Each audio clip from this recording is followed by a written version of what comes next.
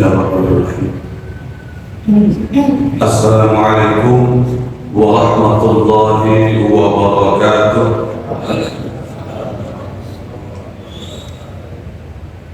Innal hamdalillah wassalatu wassalamu ala Rasulillah Muhammadin ibn Abdillah wa ala alihi wa sahbihi wa mawalah. Asyhadu an la ilaha illallah wahdahu la syarika lah wa asyhadu anna sayyidina Muhammadan abduhu wa rasuluhu la nabiyya ba'dah. Asyhadu an la ilaha illallah wahdahu la syarika lah wa asyhadu anna Muhammadan rasulullah la hawla wa la quwwata illa billahil aliyyil azim. Amma ba'd. Faqad qala Allah ta'ala fi kitabihil karim. A'udzu billahi minasy syaithanir rajim. Bismillahirrahmanirrahim.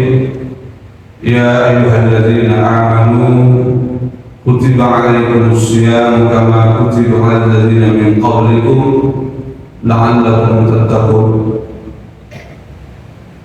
Shadaqallahul 'azim. Yang kami hormati Ketua dan seluruh jajaran pengurus Masjid Al-Hidayah,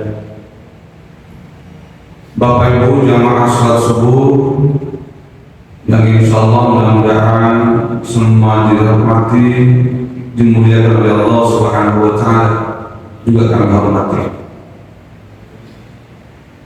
Pertama-tama dan yang paling utama tentu tak lupa mengajak diri pribadi dan kepada seluruh jamaah sekalian untuk bersama-sama kita bersyukur kepada Allah Subhanahu wa taala. Minimal kita mengucapkan sebuah kalimat yang sangat ringan di lidah, namun nilai kebaikannya sangat berat di sisi Allah Subhanahu wa taala, yakni kalimat tahmid alhamdulillahi rabbil alamin. Karena berkat rahmat, pertolongan dan hidayahnya lah pada hari ini, di hari yang ke-12 Ramadan 1445 Hijriah, kita dengan ringan melangkahkan kaki menuju ke tempat ini, serta dengan tulus ikhlas kita meluangkan waktu duduk sejenak setelah kita melaksanakan salat subuh untuk mendengarkan, mengikuti taklim. Harapan kita mudah-mudahan apa yang kita kerjakan hari ini, baik itu yang fardu maupun yang sunnah, insyaallah dapat mengangkat derajat kita di sisi Allah SWT, serta mendatangkan manfaat yang seluas-luasnya buat kita, dan mudah-mudahan insyaallah dapat meningkatkan iman dan takwa kita kepada Allah SWT. Amin. Allahumma amin. Kedua kali ini salawat serta salam tak lupa pula kita haturkan kehadiran junjungan kita baginda Rasulullah Muhammad sallallahu alaihi wasallam beserta seluruh keluarga, para sahabat dan para pengikutnya hingga yaumil akhir. Bapak Ibu yang dimuliakan Allah Subhanahu wa taala, Rasulullah SAW menyampaikan sebuah hadis beliau. Qala Rasulullah sallallahu alaihi wasallam, "Idza mata ibnu Adam inqata 'amaluhu illa min thalath." Apabila anak cucu Adam itu meninggal dunia, maka terputus segala amalannya, illa min thalath, kecuali 3 hal. Salah satunya adalah sedekah jariyah, sedekah jariyah. Yang kedua, ilmu min tawabih, ilmu yang bermanfaat, awal saleh daulah. Dan yang ketiga adalah anak soleh yang senantiasa mendoakan orang tuanya.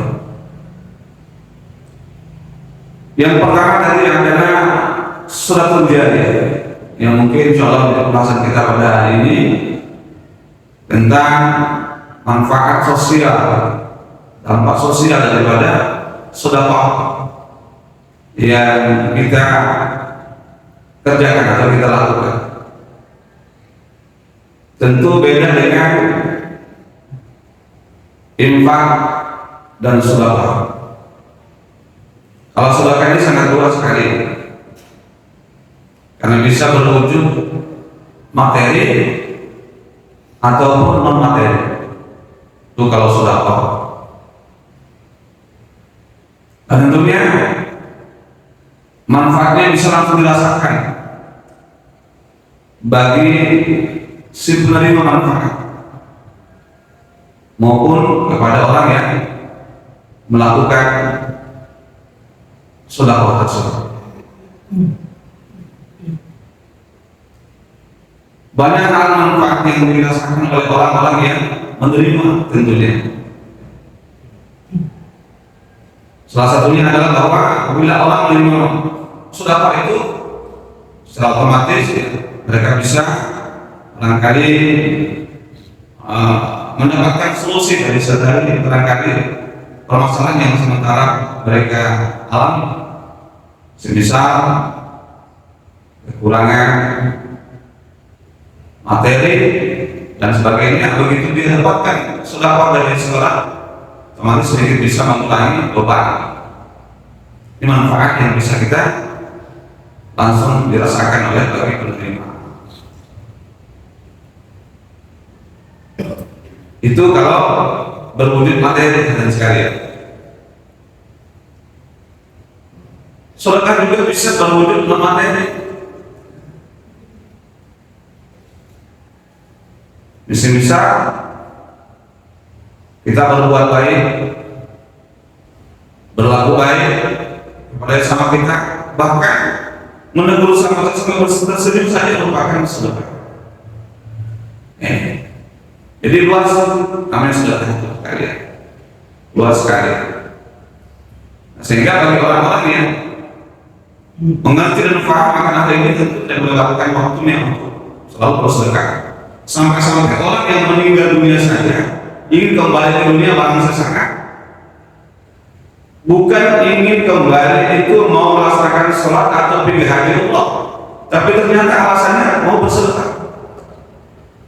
Nah berarti sedekah luar biasa manfaatnya, baik yang menerima maupun terlebih orang yang melakukan sedekah itu. Mereka berkata, Allah Rabbi, wahai Tuhanku, laula akhartani ila ajalin qarib. Andai kata aku bisa ditangguhkan sesaat saya kembali ke dunia, Pak Saudara aku nasoleh, aku berjanji Allah ingin bersedekah dan menjadi orang-orang yang soleh. Jadi sedekah luar biasa manfaat, baik sekedar ini maupun yang melakukan sedekah tersebut. Nah sehingga begitu besarnya manfaat sedekah ini ya, tadi orang yang meninggal saja ingin kembali dunia. Nah oleh karena itu kita sebelum ke akhirat ya, karena nggak mungkin kita kembali lagi, maka manfaatkan waktu kita ya, untuk bersedekah. Tidak harus dari materi, bisa dengan hal yang lain, dengan nasihat-nasihat baik ya, ucapan-ucapan yang baik, sampai-sampai menyingkirkan saja dulu dari jalan itu merupakan salah satu bentuk sedekah. Bentuk sedekah. Maka lakukan sedekah. Lakukan. Nah, bagi orang yang bersedekah banyak sekali manfaat yang dia bisa rasakan. Saya sudah kata Rasulullah bahwa dengan sedekah itu bisa menolak bala. Dengan sedekah itu bisa makan penyakit. Dengan sedekah itu bisa memperpanjang umur. Dan dengan sedekah itu bisa mempererat hubungan. Persaudaraan, silaturahmi di antara sama. Ini manfaat daripada sedekah, manfaat sosial, hubungan sosial. Berbiasa. Jadi kalau kita sering bersedekah antara orang yang bersedekah dengan orang yang menerima manfaat, tentunya hubungan persaudaraannya akan semakin akrab, semakin kokoh dan semakin terlihat dan sebagainya. Berkait sayang, sehingga dengan kasih sayang itu Allah akan berkah. Kalau kita saling berkait sayang kepada sesama kita kan sekalian. Ini bentuk-bentuk daripada manfaat dari sedekah itu. Dia banyak memperpanjang umur tadi. Ada satu kisah bahwa di zaman Nabi Ibrahim salam ya, suatu hari Nabi Ibrahim mendatangkan tamu istimewa. Tamu istimewanya adalah seorang malaikat pencabut nyawa. Malaikat pencabut nyawa. Malaikat Israel datang beliau. Bersama itu pula Nabi Ibrahim punya tamu juga, seorang manusia, ya, seorang pemuda yang sedang bertamu di rumah beliau. Si pemuda ini datang berdatangan dengan malaikat yang kawannya Nabi Ibrahim.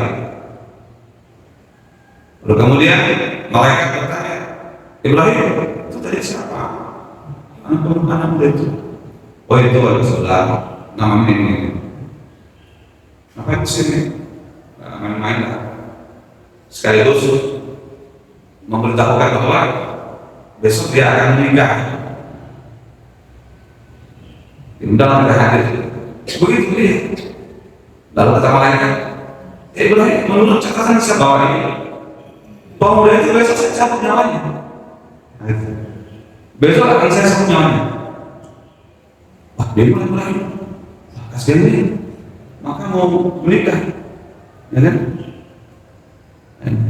Mau menikah, kayak apa? Mau menyampaikan tidak tega maksudnya,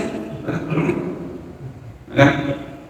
Nanti dia gimana tuh sampaikan besok kamu akan dicabut nyawa mereka. Nah, akhirnya Ibrahim tidak ngomong apa-apa, menyampaikan apa-apa kepada mereka. Jadi bukan saja dia saja tunggu aja apa kejadian yang akan terjadi besok. Akhirnya malaikat pulang, si pemuda itu sudah pulang tadi seperti itu pulang. Lalu kemudian besok harinya ditunggu-tunggu lah malaikat apa namanya Ibrahim ini. Yang ada nanti ada pengumuman. Innalillahi wa inna ilaihi raji'un. Ternyata sampai waktunya besok itu sampai waktu menikah jamnya dan sebagainya berjalan lancar, tidak dicabut lagi, pernikahan lancar dan sebagainya. Setahun kemudian nggak mati-mati punya anak, enggak, berarti dari cabut nyawanya oleh malaikat. Sampai 2 bulan kemudian punya cucu. Ini pakai sekali, padahal kata malaikat malam itu besok mau cabut. Tidak lama kemudian bertemu lagi malaikat dengan Nabi Ibrahim. Seakan-akan Ibrahim ini mengenai janji. Namanya itu mempertanyakan hal terkuat daripada apa yang pernah disampaikan oleh malaikat pada 20 tahun yang silam. Bertanya kepada malaikat Israel, masih ingat kan 20 tahun yang silam bersamaan malaikat dengan seorang pemuda bertamu di rumah saya, yang pada waktu itu seorang pemuda itu akan menikah besok, dan di saat itu pula Anda menyatakan bahwa besok akan cabut nyawanya. Malaikat memang kenapa? Ya kan? Ada masalah? Bukan wahai malaikat, sampai hari ini malaikat masih hidup. Masih hidup. Berarti waktu itu nggak cabut nyawanya. Ini tidak ada. Kata malaikat, jangan-jangan waktu itu salah catatan yang malaikat bawa. Toh manusia salah. Betul ini dari Allah SWT. Nah, terus kenapa sampai sekarang dia tidak mati-mati? Bisa menikah, punya anak, bahkan punya cucu, ya kan? Nah, lalu kata malaikat ini, ya kan? Catatan saya bawa itu betul, ya betul. Cuma apa? Waktu pemuda itu pulang dari rumah malam itu, sebelum sampai ke rumahnya, dia sempat bersedekah. dia sempat bersedekah, sehingga dengan sedekahnya itulah Allah berubah takdirnya. Allah berubah takdirnya. Tadinya bercabut nyawanya, sampai Allah mencabut itu keputusannya, dirubah takdirnya, dipanjangkan usia muda itu berkat sedekah yang dia lakukan. Berbiasa. Jadi kalau kita kepengen panjang umur, panjang usia, sering-sering bersedekah. Apalagi sedekah jariah. Ini Masjid Al-Hidayah masih sangat membutuhkan daripada sedekah kita untuk menyelesaikan pemahaman kita. Ini sedekah jariah. Insya Allah orang-orang yang bersedekah di sini untuk diberikan usia yang panjang oleh Allah Taala, diberikan kesehatan lahir batin, ya, diangkat penyakitnya oleh Allah Taala, dijauhkan segala hal seluruhnya seperti itu. Karena terjadi Allah. Sekalian, ini sedekah. Salah satu di antara manfaat yang bisa dirasakan oleh orang yang bersedekah maupun orang yang menerima manfaat itu, menerima sedekah itu, salah satunya adalah dipanjangkan usianya, dipanjangkan umurnya oleh Allah Subhanahu Wa Taala. Sekalian, ini tentang sedekah. Dan insya Allah bagi sedekah jariah tidak akan pernah putus, akan mengalir terus berlanjut. Yang sebagaimana Rasulullah katakan tadi bahwa apabila anak tidak ada meninggal dunia terputus segala amalnya kecuali tiga hal. Pertama, sedekah jariah. Artinya sedekah amal sedekah jariah ini insya Allah akan selalu mengalir ke kubur kita, ya, ke alam barzakh.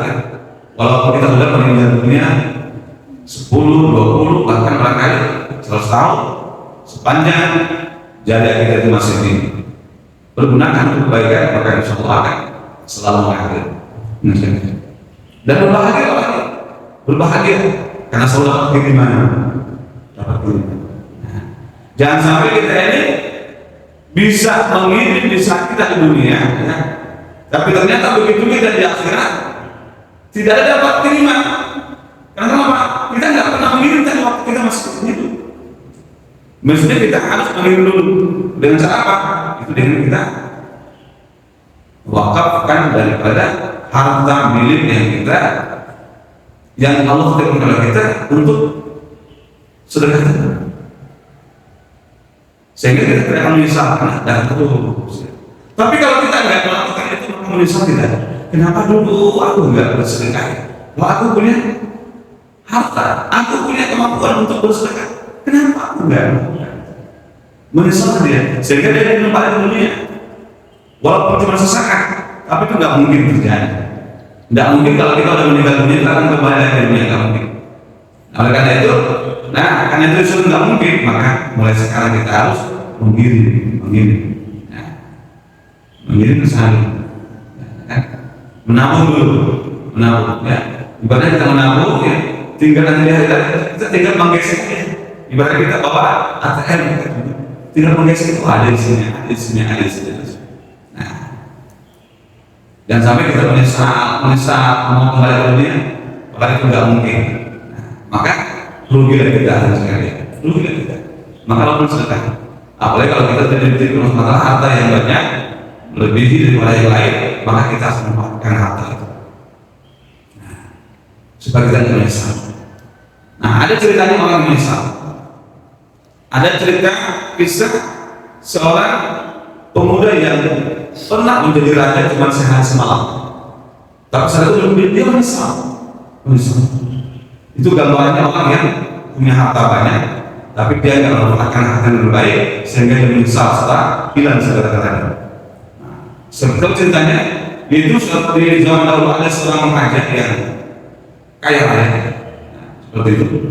Kemudian setelah menjadi raja, ingin berbagi kebahagiaan ini kepada rakyatnya. Bagaimana caranya membagi kebahagiaan ini kepada rakyat saya? Saya ingin menjadikan rakyat saya walaupun cuma sehari semalam menjadi raja, supaya bisa merasakan bagaimana rasanya menjadi seorang raja. Akhirnya si raja ini mengajak pengawal untuk keluar istana ayo kita jalan-jalan, cari-cari kira-kira ada nggak yang bisa saya jadikan raja, menggantikan saya walaupun cuma sehari semalam, untuk saya membagi kebahagiaan ini kepada rakyat saya. Hanya singkat cerita, jangan dia keliling kampung. Nah, tiba-tiba sang raja ini melihat sebuah gubuk rumah yang tidak layak untuk dihuni. Kayak apa ceritanya? Nggak mungkin, menurut sang raja nggak mungkin ada penghuninya. Tapi rasa penasaran dia mendekati rumah itu, gubuk itu didekati. Oh, ternyata di dalamnya ada seorang ibu. Ada seorang ibu ya, kalau bayar setengah keluar. Kemudian di depan gubuk itu ada seorang pemuda yang sedang tidur pulas, ya mungkin dia alaskan dengan bambu, ya. Dia tidur di atasnya, tapi pulas sekali tidurnya, ya pulas. Saking pulasnya tidak mengetahui bahwa apa yang terjadi di sekelilingnya saat itu. Tidak mengetahui kehadiran remaja dan pengawal remaja, tidak mengetahui. Akhirnya sang raja memutuskan, inilah pemuda yang bisa menggantikan saya walaupun cuma sehari semalam menjadi raja. Yang diperintahkan kepada pengawal, wahai pengawal, jadikan pemuda ini menjadi raja walaupun cuma sehari semalam untuk menggantikan saya. Bagaimana caranya Pak?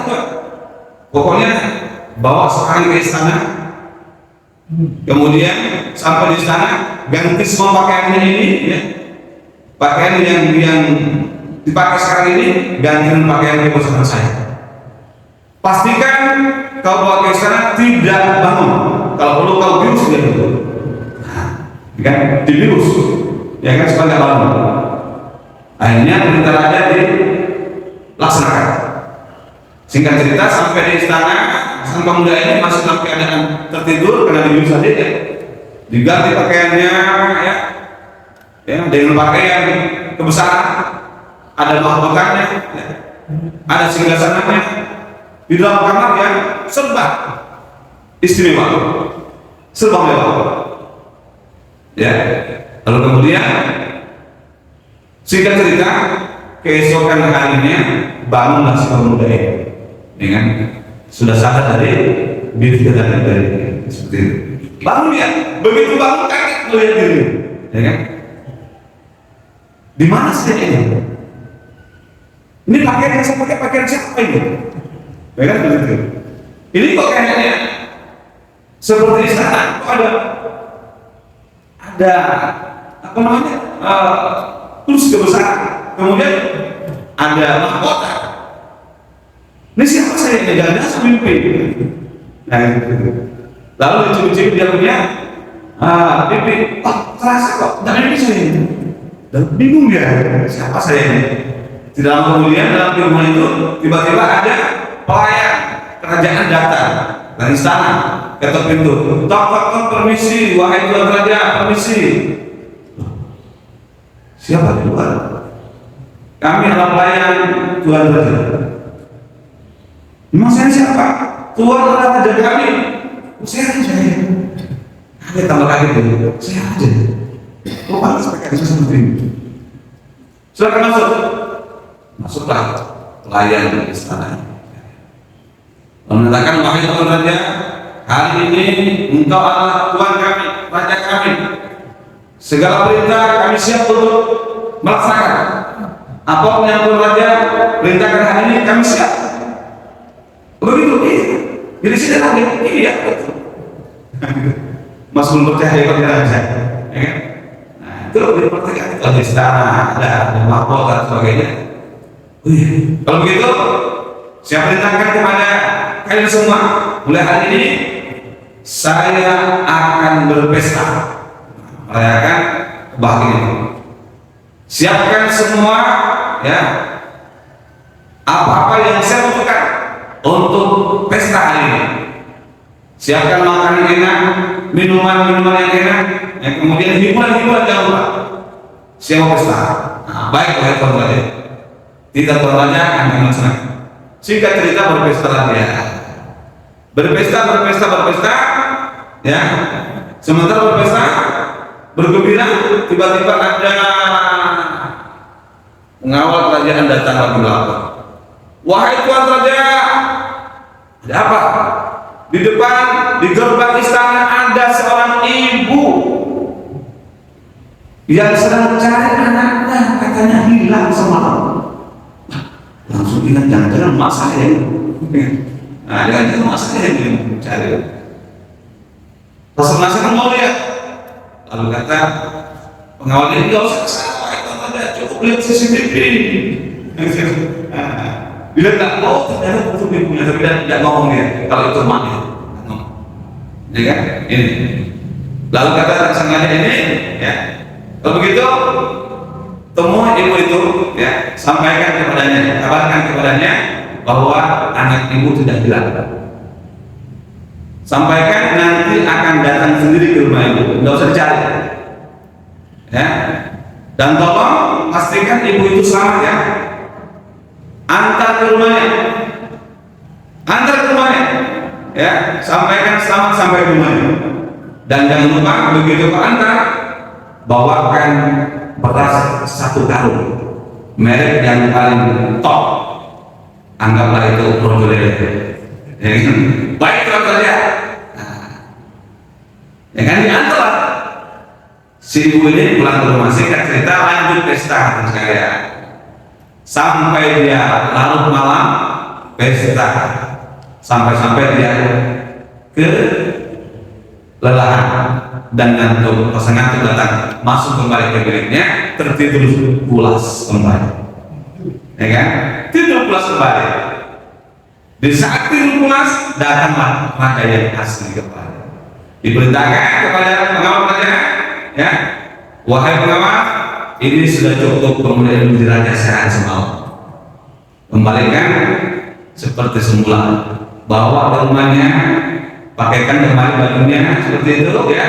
Lepaskan kembali itu pakaian kerajaan sebagainya, kembalikan ke rumahnya, ya, seperti yang kita bawa di saat itu di sini. Nah, tertidur pulas. Kalau perlu bius lagi kembali supaya nggak bangun-bangun ke sana. Nah, singkat cerita, sudah kembali ke rumahnya. Esok harinya bangunlah si pemuda ini. Begitu bangun, tampak kaget. Ya kan, melihat dirinya, kenapa saya kembali seperti ini? Ya kan, di mana kerajaan, di mana istana, di mana mahkota dan sebagainya, di mana harta benda? Kaget dia. Dalam keadaan kebangun seperti itu, keluarlah ibunya dari gubuknya itu. Begitu lihat anaknya tidur kembali, berada kembali di depan rumah itu, langsung berlari menyebut, oh alhamdulillah anak datang yang sudah hilang semalam. Nah, itu kata sang anak, mak saya hilang, mak saya ini raja. Loh, mana mungkin kamu raja, nak? Jangan tambah kegilaan. Iya betul, masih raja. Kalau mak tidak percaya, kemarin kan emak yang datang ke gerbang istana, betul? Cari anak mama, iya betul. Itu dalam tulisan saya, mak, yang jadi raja. Nah gitu. Nah, kalau kamu percaya, mama kan diantar pulang pengawasan, betul. Bahkan saya dikasih beras 1 karung. Mana berasnya, mak? Itu berasnya. Begitu dia lihat berasnya, timbul penyesalan pemuda ini. Menyesal sekali. Kenapa cuma 1 karung aku kirim ke sini? Padahal di sana luar biasa banyaknya beras. Bertolak bahkan bukan cuma beras, ada emas, ada harta dan sebagainya. Kenapa cuma 1 karung beras aku kirim? Menyesal kamu sekalian. Seperti itulah penyesalannya orang yang dititip harta oleh Allah SWT, tapi dia pikir, dia enggan untuk bersedekah. Sampai di akhir menyesal kamu sekalian. Menyesal. Ingin kembali ke dunia, mau bersedekah, tidak ada waktu lagi. Sama dengan penyesalan ini, seorang pemuda yang raja, begitu dia sampai di rumahnya, mau kembali ke istana, tak bisa lagi sekali. Menyesal, kenapa cuma 1 karung beras kecil? Berapa lama sih rumahnya kalau cuma 1 karung ini? Paling setengah bulan selesai. Kan gitu. Jangan sampai kita seperti itu menyesalnya. Begitu kemudian menyesal mau kembali ke dunia. Kalau kita punya mata sekarang, sekali, jangan sampai kita menyesal. maka manfaatkanlah. Idza amsaytu fala tamlis sabah. Apabila kalian diberikan kesempatan hidup oleh Allah di waktu sore, maka gunakan sore itu dengan sebaik mungkin, jangan pernah menanti datangnya waktu subuh. Wa idza asbahtu fala tadril masa'a. Begitu sebaliknya, kalau Allah berikan kesempatan di waktu subuh, gunakan subuh itu dengan baik, jangan menanti datangnya waktu sore. Bagaimana caranya? Fakhu min sihhatika limaradik wa min hayatika limautik. Gunakan sehat sebelum kamu sakit, gunakan hidup sebelum kamu mati. Itu saja. Nah, jadi kalau kita kesempatan, jangan kita akan ada kayaknya aja tumpun diserai, cinambuk ini aja, gitu. Ada waktu, ada kesempatan. Ada kesempatan.